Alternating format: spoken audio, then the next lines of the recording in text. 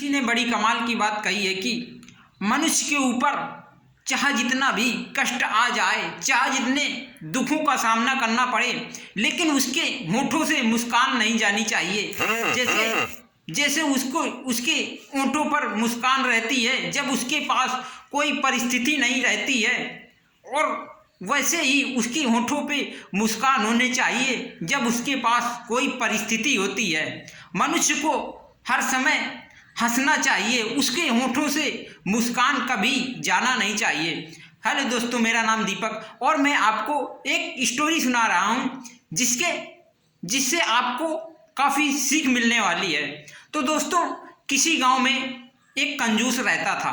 वो कंजूस बहुत ही ज़्यादा कंजूस था। सारे लोग उसे बोलते कि तुम इतने कंजूस हो और ये इतना पैसा क्या करोगे, ये तुम अपने बीवी बच्चों को कुछ खर्चा नहीं देते हो, तो आप इतना पैसा क्या करोगे। तुम इतना कार्य करते हो, मेहनत करते हो, तो इतना पैसा तुम क्या करोगे। क्या इस पैसे को लेकर के भगवान के पास जाओगे। तुम ये पैसा क्या किसी को दान दोगे। तुम जब अपना पेट नहीं भरते हो पैसों से, तो तुम ये पैसा कहाँ लेके जाओगे। तभी वो लोगों से कहता है कि मैं पैसा चाहे लेके जाऊं चाहे छोड़ के जाऊं, लेकिन आपसे क्या मतलब। तो सारे लोग उसे समझा के परेशान हो गए, लेकिन उसके समझ में एक भी नहीं आया। तभी सारे गांव के लोग उससे मिलने के लिए आते कि वो हर एक चीज़ में पैसा बचाता है और बचाने की कला इसके पास है। तो पैसा सही जगह में कहाँ पर पैसा खर्चा करना चाहिए और कहाँ पर पैसा नहीं खर्चा करना चाहिए। तो सारे लोग उसके पास, गांव के सारे लोग आने लगे कि हम पैसा इधर उधर ज़्यादा खर्चा करते हैं, तो उसके पास चलते हैं, तो ये हमें सलाह देता है कि पैसा हमें कैसी जगह पे लगाना चाहिए और कैसी जगह पे नहीं लगाना चाहिए। जहाँ हमें 10 रुपये का काम हो तो वहाँ पर हमें 11 रुपया नहीं खर्चा करना चाहिए, वहाँ पर हमें 10 ही रुपया खर्चा करना चाहिए। तो सारे गांव के लोग उसके पास आते और इस समस्या का समाधान पाते।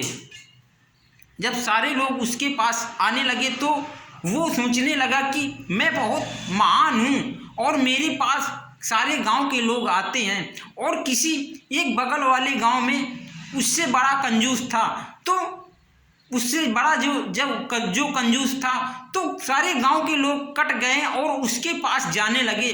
तभी वो सोचने लगा कि मेरे पास लोग क्यों नहीं आते हैं। तभी वो लोगों से पता किया तो लोग बोलते हैं कि बगल वाले गांव में तुमसे बड़ा कंजूस है, वहाँ सारे लोग जाने लगे हैं। तभी उसे गुस्सा आया और वो कहता है कि कल मैं जा रहा हूँ बगल वाले गांव और वहाँ उसे देखता हूँ वो मुझसे बड़ा कंजूस कैसे निकल गया।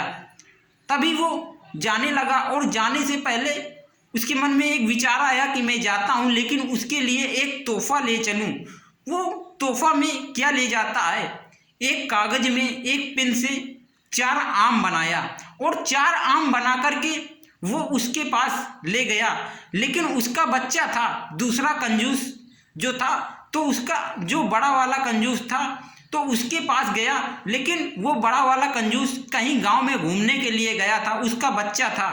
तभी वो बच्चा से बोलता है कि बेटा तुम्हारे पिताजी कहाँ हैं। तो वो बच्चा बोलता है अंकल मेरे पिताजी तो गांव घूमने गए हैं। तभी वो कहता है कि क्या तुम्हारे पिताजी कंजूस हैं। तो वो बच्चा बोलता है जी मेरे पिताजी कंजूस हैं, लेकिन मैं भी कंजूस हूँ, क्या मुझसे बड़े कंजूस हैं।